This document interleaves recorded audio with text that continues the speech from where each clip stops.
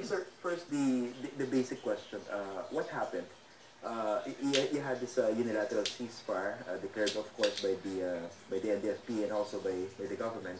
And now all of a sudden, after this impression created that everything was going smoothly, at least based on the third round of talks, there was this announcement that the NPA was terminating the unilateral ceasefire. What happened? Well, I wouldn't really say that it was all of a sudden. The NDF, the Communist Party, and the New People's Army have been issuing statements saying that the encroachments by the military and police paramilitary forces of the government were really threatening the ceasefire. So it was coming. Of course, when exactly the announcement might be made, only the Communist Party and the NPA and the NDF would know.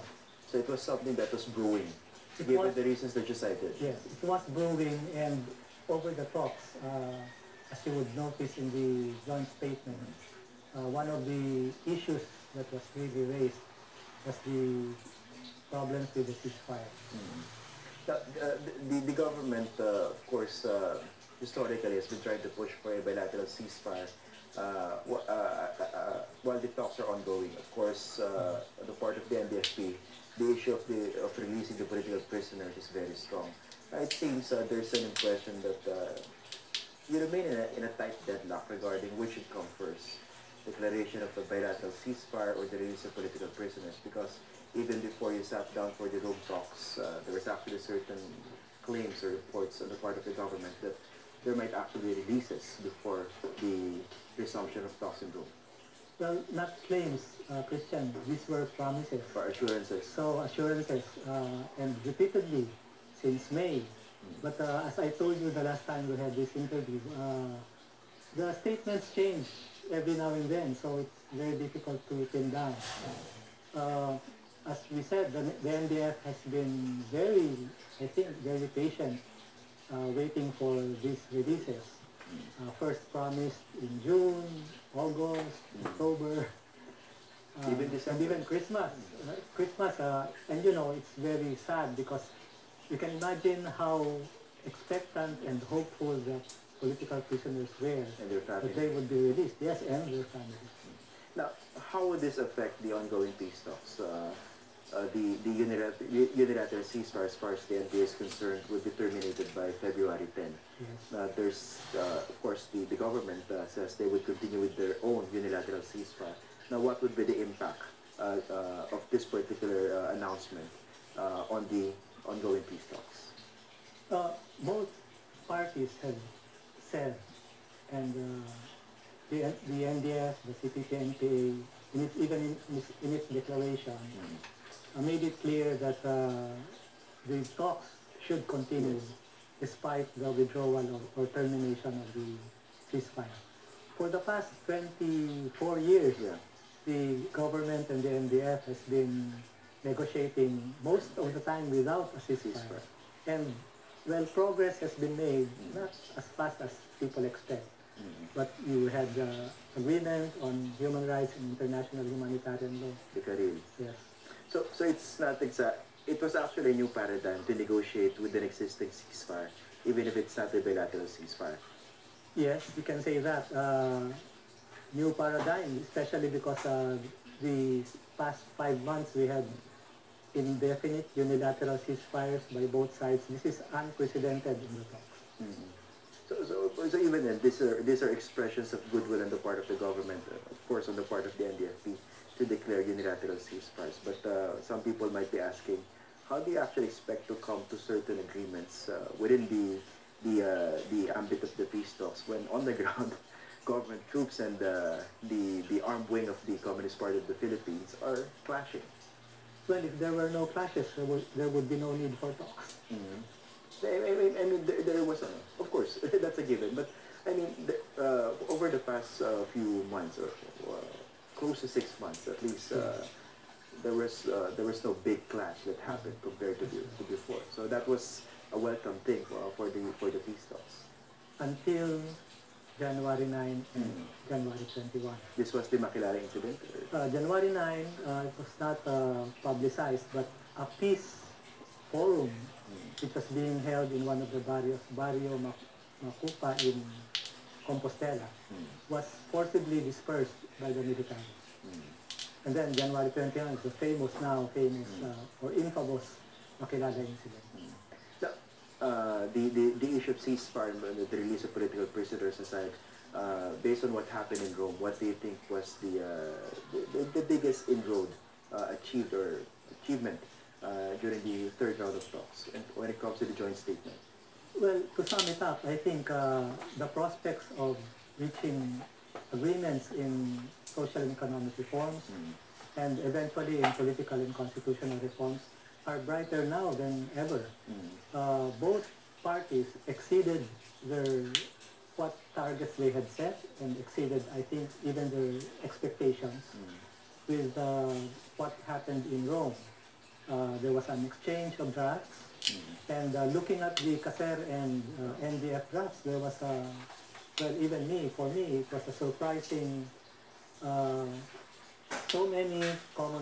much common ground was set or seen that paves the way to accelerating the talks and reaching an agreement.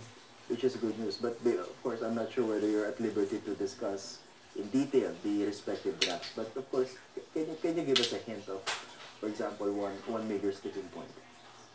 Well, sticking point. There has been, first, what has been achieved. There has been agreement on the preamble and declaration of principles between the reciprocal committees. This still has to be forwarded to the panel. Also, there was a lot of discussion on basis, scope, and applicability. And even more important, on agrarian reform and rural development. And if you look at the joint statement, it says there that there was an agreement in principle on free distribution of land. In the governing framework for the SER? Yes. How important is that? Well, first of all, both parties keep saying that social and economic reform is the meat, the heart of the peace negotiations. And within that, land reform and national industrialization are two of the most important, if not the most important topics. So having an agreement on free distribution of land is like putting up a big, strong pillar, even if it's only in principle. Of course, negotiations are, by nature, you have to work out the details and the language and so on. But was it difficult for both sides to come to this agreement to put free land distribution in the governing framework? Or was it not difficult? Not this time, because it was in both drafts. Oh. Differently worded, maybe with some qualifications.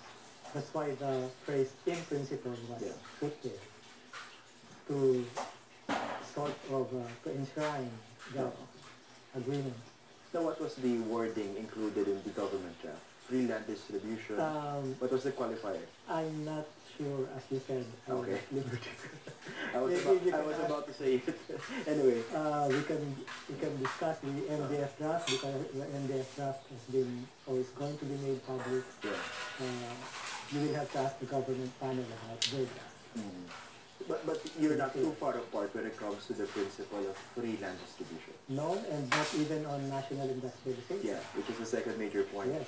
Now, correct me if I'm wrong, I think part of your original proposal was to industrialize more than 100 industries in the Philippines. Now, how was the reaction of the government panel when this was raised during the Rome talks? It has not yet been touched. The details? Yes, in the Rome talks, because they only, the reciprocal working committee only discussed the agrarian reform and agrarian reform and rural development. But when it comes to, for example, by the time that you discuss this issue in greater detail, what are the reactions or perceptions that you've been hearing coming from the government side when it comes to the issue of national industrialization? Well, just basing it on the draft, actually said, there's a lot of common ground. And I think in principle, there's no more disagreement over the need to industrialize. So that explains the clear targets that are somehow laid out.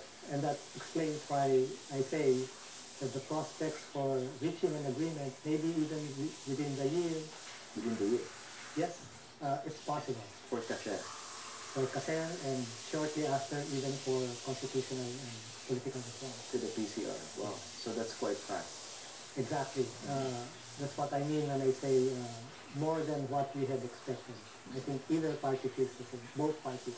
So in short, basically, you have this issue with the non-release of political prisoners and the issue of bilateral ceasefire. That's on the side. Or, of course, it's a bigger issue.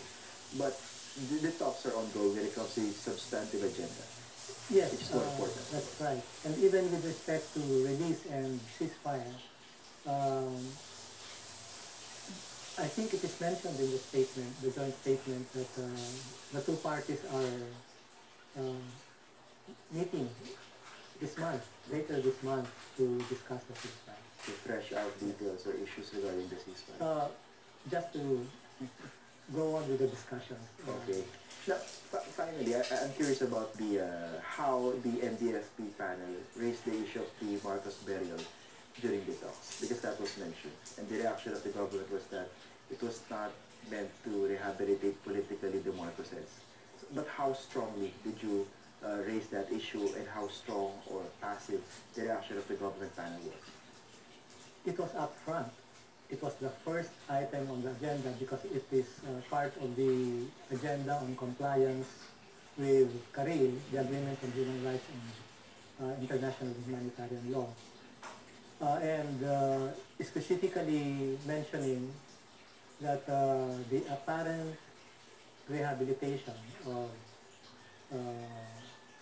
Marcos, dictator Marcos, was raised as a question because it was very clear in the CARIL that the two parties considered the Marcos dictatorship as a national tragedy, and there was a clear provision that all repressive decrees during the Marcos period should be reviewed and repealed.